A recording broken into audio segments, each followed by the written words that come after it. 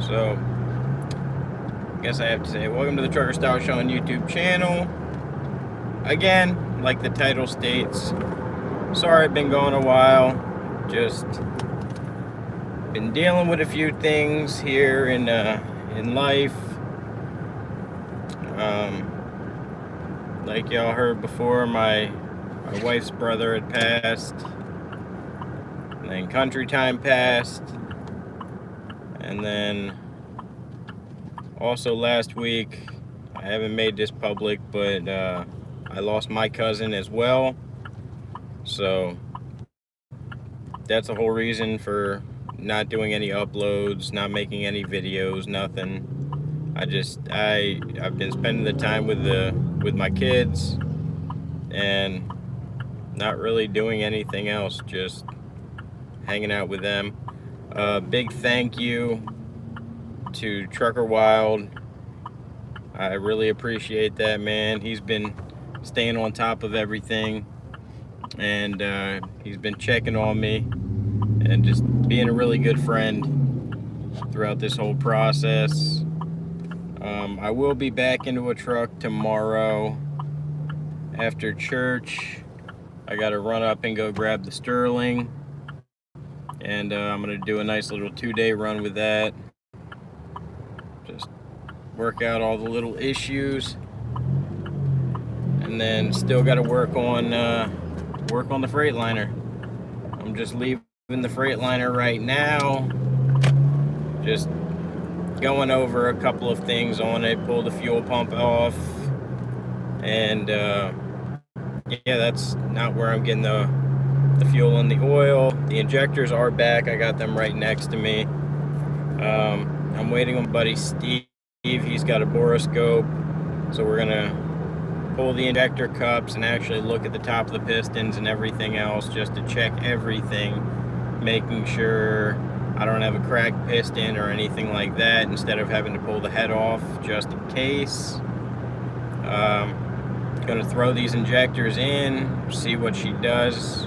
Of course, drain all the oil, change all the oil, fluids, everything out on the truck, just to check everything.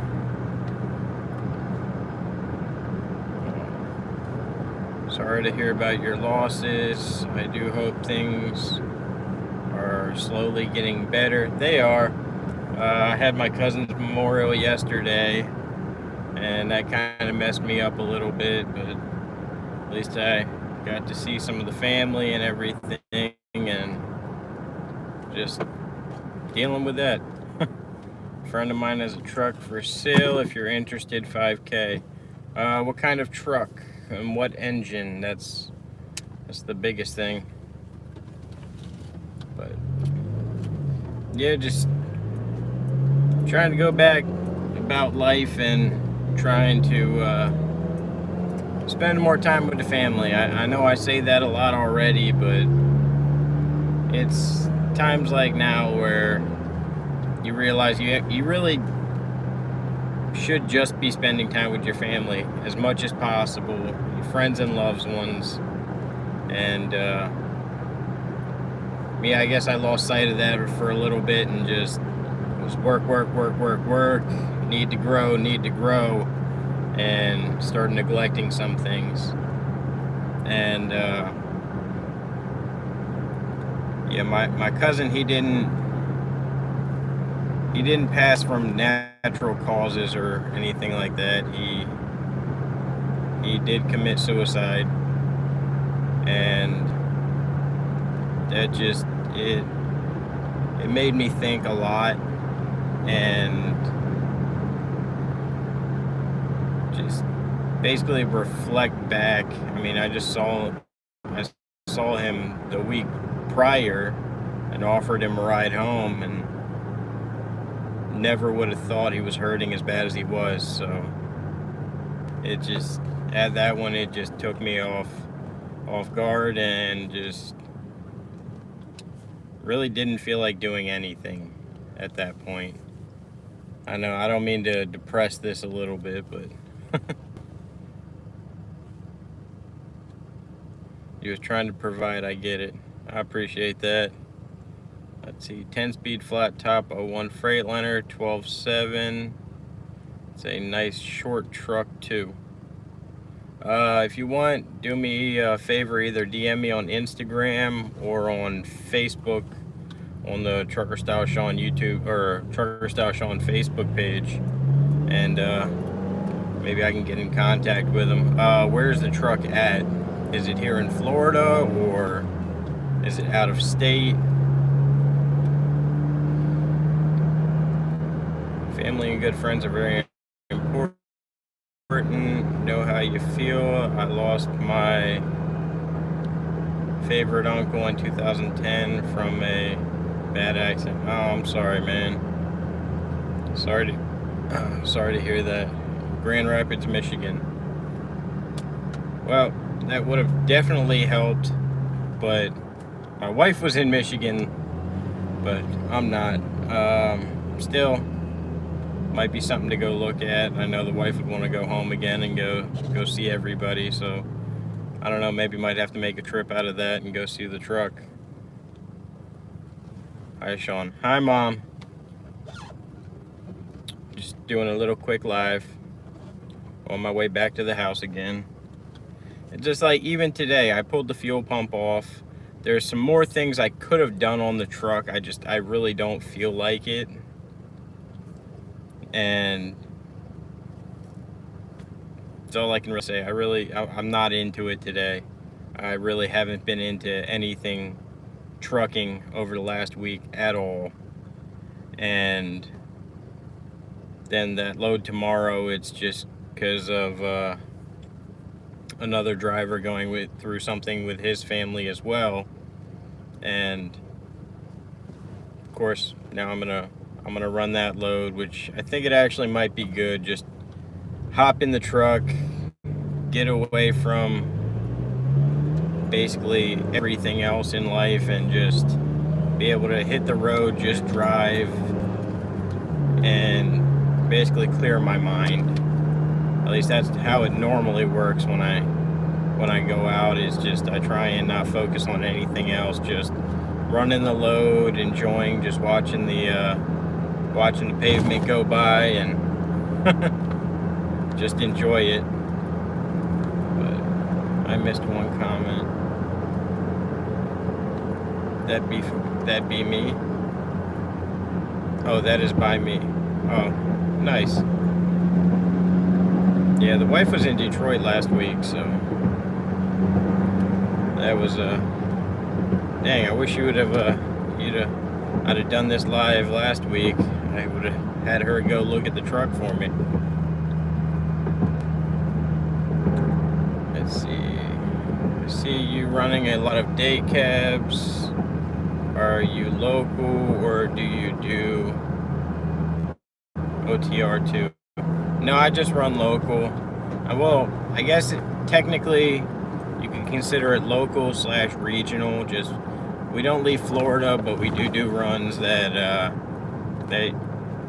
you weren't home for some of the time. So I guess that'd be considered regional a little bit.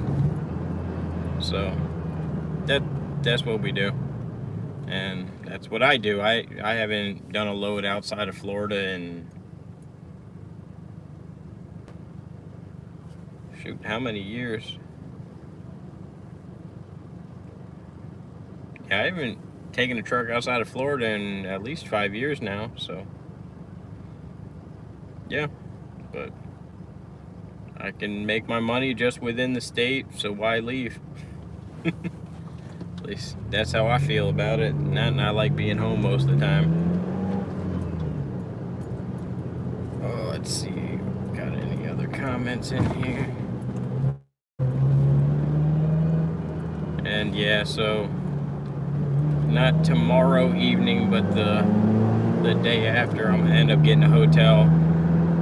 I really don't feel like bringing the hammock along on this one, so I'm just gonna get a hotel in between the run, since it is a 2-day, and it's starting to get hot out, and the mid-breaking point in that run is slap dab during the daytime, so it really doesn't make sense to to get a to try and sleep during the day in the hammock. I mean, I could idle the truck, but I mean, it probably cost me about the same to idle the truck as it would to get a cheaper hotel. So at least that's my mindset, that I'm trying and get a good night's sleep. What's up, Dirty Broke? So do you have a MC number? Yes. Amazon requires you to have an MC number, so yeah. They changed that a couple years ago, which really sucked. So but, yep, I have an MC number. A full-fledged motor carrier.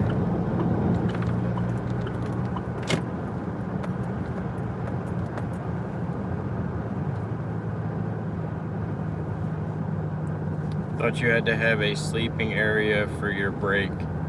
I mean, technically, if you read the DOT handbook, and I did talk to a couple officers about this, as long as you are not in the driver's seat or passenger seat, but you are in a confined area, it is technically considered a sleeper berth. So if I throw the hammock up and it hangs above the seats, by definition, that is considered a sleeper berth now. So I did have that verified with a DOT officer. He said, yes, technically it is still legal, but they will, said some officers might harass you a little bit about it, but by definition, yes, it is legal.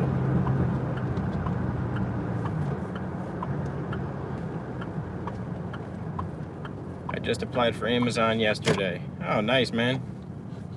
They definitely will take their time to get back with you. I'm just letting you know that. I've seen some people, it's taken 2 to 3 months for them to actually, from putting... Oh, sorry.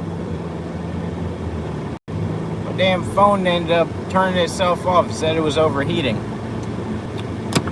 So I took it out of the sun and cranked the AC up. Can anyone still see me? Hello, testing 1 2, testing 1 2. Can y'all still hear me? Oh.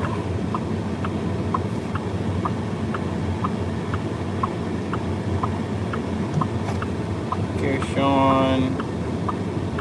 Dad things. Right. Can y'all still hear me? Am I back? Alright. Yeah, looks like in 240p. I'm sorry about that, you guys. My phone, the screen all of a sudden it said temperature, and iPhone needs to cool down, is overheating. So sorry about that, y'all. It was pretty fast. And just sent me an insurance email today. Nice. Yeah, some people, they've been set up the same week, and some people, for some odd reason, it takes them a couple of months to actually become a carrier with Amazon. It's like a shoot of the dice with them for some reason, and I don't know. We did it so long ago that we really didn't even have to go through any of the stuff for setting it up. You actually dealt with a person directly, and if you did something wrong, they tell you had to apply, then you're basically out of luck. So that kind of sucks a little bit.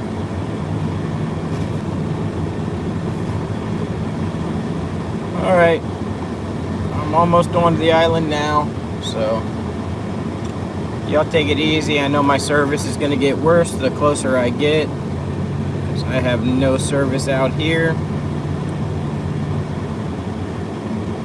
Why do most people quit working with Amazon? I saw Wildbeard recently quit. I don't know. Can you make more money elsewhere? Yes. Is it as consistent as Amazon? No. So I think most of the people that quit running Amazon, they're more of that quick money type people, and they're looking for basically top rates all the time. But what they fail to look at is consistency year round. And a lot of it also is not having dedicated contracts. The real money is made with the dedicated contracts with Amazon, but again, it all goes by how long you've been with them before you'll even basically be offered a dedicated lane. And most people, they'll either quit or pull out before they even get to that point, and they basically shoot themselves in the foot at that point. And it kind of sucks, but that's a little bit how it is. Like right now, they just changed the system again. You keep a high enough carrier score and you've been around long enough, you actually get early access to the loads. So come on the load drop day, if you are one of those people, you see those loads before everyone else does, and it gives you a little bit more time to actually click and pick your loads. I mean, granted, you still got to be like really fast at picking them because there are so many other carriers like in the same position you are, but it basically weeds out some of the new people in that picking process. Same thing, like if you're just on the load board and doing like what I call Amazon load scalping, then you get earlier access to those loads as well. So as soon as they pop up on the board, and say like somebody, their truck broke down or something like that, then they throw that on the load board almost instantly for top dollar, and you just be sitting there, and if you got early access, there you go. Like a couple of those nights where I did a couple of the videos and everything, I'm just basically sitting in a parking lot over by the Amazon location waiting for something to pop up on the load board, and I ended up grabbing a couple of loads, both of which that were paying. One was, I believe, $5.90, the other was like $6 and change for, I think I did all of 160 miles for the night, and I made right at just above $1,000 for the day. So having that early access and actually sticking around and being able to qualify for some of those things is definitely worth it, and sticking it out through some of the harder times. And they post loads on there all day, every day, any hour. There was one load where if I wasn't already committed on another load for that next day, I'd have grabbed that, because it was a one day going to Orlando to Jacksonville, 2 stops in Jacksonville, then back to Orlando, which was all of I think it was like 410 miles that they threw on the board for $1,600. So not having any other trucks available to run that, and I missed out on that opportunity just from running another load that was only paying me just at $800 for the day for around the same amount of miles. I could have got double the money, but of course you don't want to piss off the people that give you consistent loads as well, so you basically got to bite the bullet. But in those situations, it's some people, those people don't really know the Amazon hustle, and they don't know how to actually basically work their way around with Amazon to get the best deals possible, or to be able to run the freight, like, how do I put it? to basically pick their freight and set themselves up. Not saying that like Redbeard Trucker he did anything wrong. I don't know the guy, but there is like a rhyme and a reason with Amazon to actually picking your loads and getting it how you want it to set yourself up for later. I hope that helps a little bit. I know I missed a couple of comments. Hey, what's up, Jersey Trucker? YouTube with attitude, what's up? Not too much, man. So, what's the steps after the Amazon app and insurance verification? Once you get approved to be a carrier, you're basically good to go. If you are a new carrier with them, biggest thing, keep up your carrier score, don't reject loads, be on time. All of those things help set you up for later. And as long as you keep a higher carrier score, I believe it's above 98%, then you're golden. His channel is Wildbeard now on JB Hunt board. Okay. God, I haven't run a JB Hunt load in a long time.